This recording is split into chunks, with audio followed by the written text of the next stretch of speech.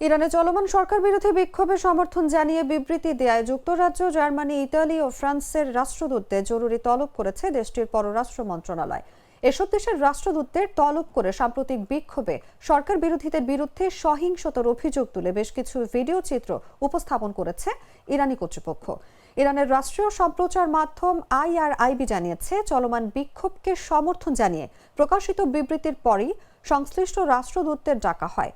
বৈঠকে ইরানি কর্মকর্তারা বিক্ষোভের কিছু ভিডিও ফুটেজ প্রদর্শন করে দাবি করেন, এগুলো শান্তিপূর্ণ আন্দোলনের সীমা ছাড়িয়ে সংগঠিত ধ্বংসাত্মক কর্মকাণ্ড ঘটাচ্ছে।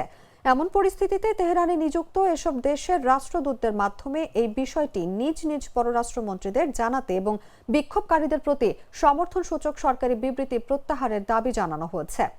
ইরান সরকার সাম্প্রতিক বিক্ষোভকে বিদেশি প্রভাবিত উস্কানি বলে দাবি করলেও পশ্চিমা দেশগুলো বিক্ষোভকারীদের প্রতি সমর্থন জানিয়ে মত প্রকাশের স্বাধীনতার উপর জোর দিচ্ছে।